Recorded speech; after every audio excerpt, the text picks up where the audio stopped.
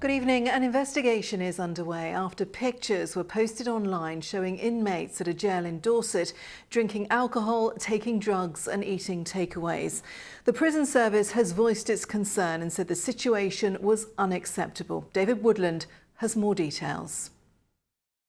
Plates of steak, an array of different types of what appears to be cannabis, wads of cash, a colour television with video games and mobile phone use throughout the jail. Victims of crime may be left wondering whether these fences and walls are there to keep offenders in or prying eyes out. It appears the veil has been lifted on Guy's Marsh with these extraordinary pictures posted by an inmate to a social media site. It's extremely embarrassing for the government as it comes right in the middle of a nationwide prison officers' protest over lack of staff. The local MP was at a business forum nearby. He told me he was shocked and is arranging to meet the prison governor and the minister responsible, but says keeping drugs out of Guy's Marsh is not easy.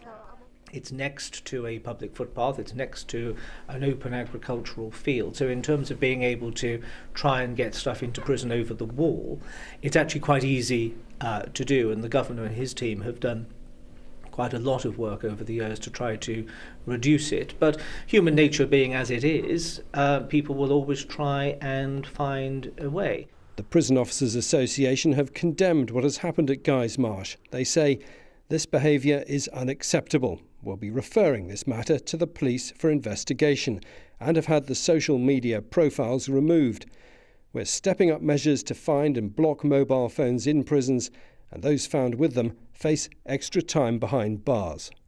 Local people tell me there's a good sale of tennis rackets in this part of the world because friends of inmates are packing drugs inside tennis balls and then firing them over the fences. While I was filming, a prison officer told me we should move further from the fence to film. Perhaps someone should have told the prisoners, as that horse seems to have bolted. David Woodland, ITV News, Guy's Marsh Prison, Shaftesbury. Some of the safety recommendations made following the Shoreham air crash have been rejected by the industry regulator, the CAA. 11 men were killed when the vintage jet crashed onto the A27 last year.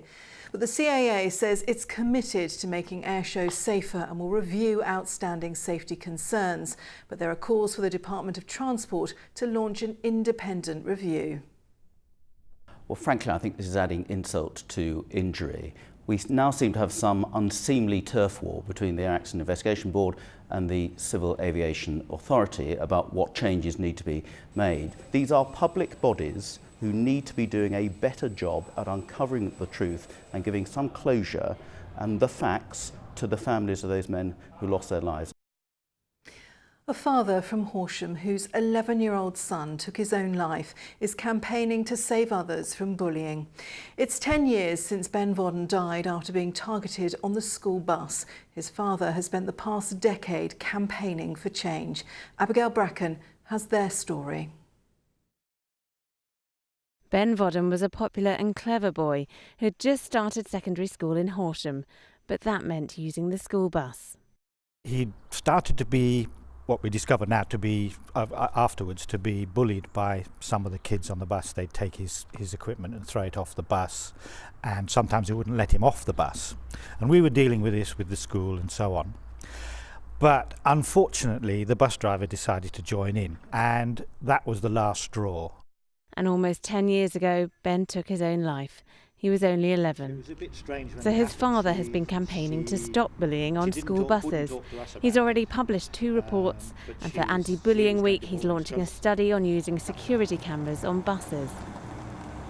The research will look at how effective CCTV can be at stopping bullying on a school coach like this one, and whether it really can help to control 49 lively children on their way to school. And a school bus operator in Sussex is already trialling security cameras on one of its coaches, as it's often hard for drivers to control the children on board. It's very difficult when the journey is unaccompanied. The driver has to be doing his job of transporting the children safely, which leaves him little or no time to be looking over his shoulder to see what it is that they're actually doing whilst he's driving.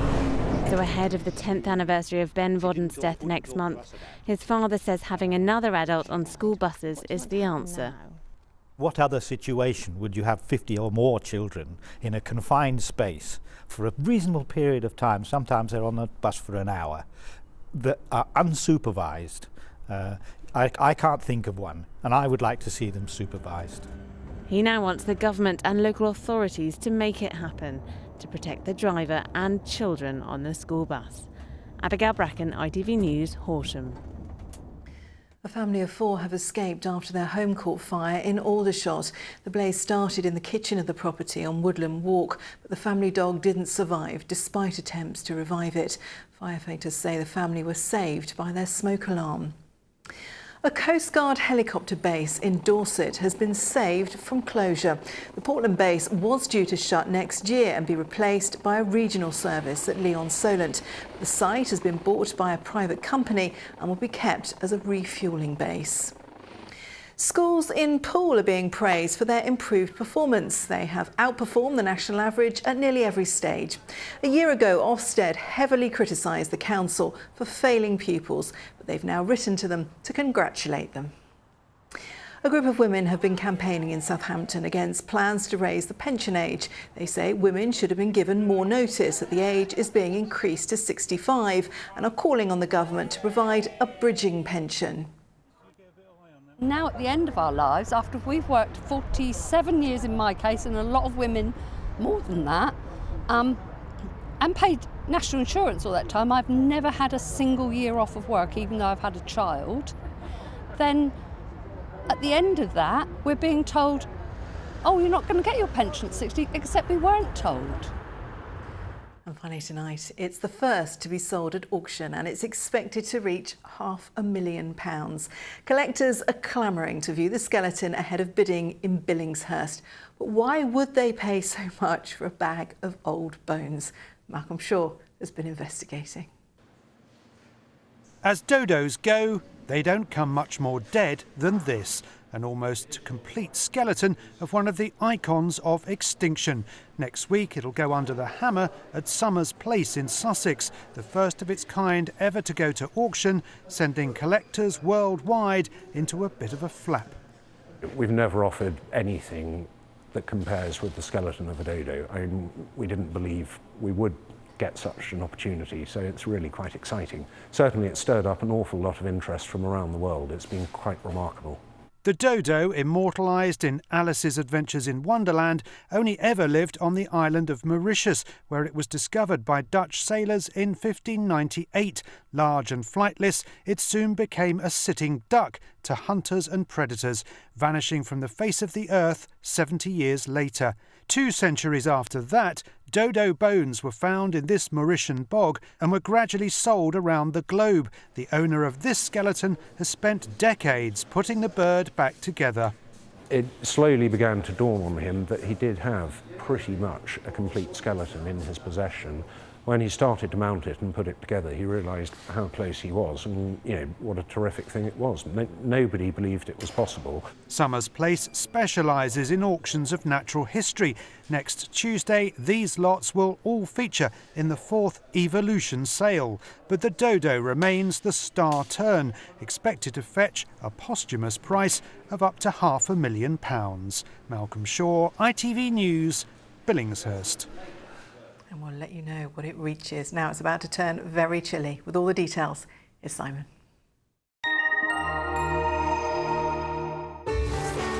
From sleet to the slopes, driving through Europe. Eurotunnel the Shuttle sponsors ITV Meridian weather. Good evening, and I don't know about you, but I'm treating myself to a hot water bottle tonight because it is a little on the nippy side and it's not going to be very warm tomorrow either.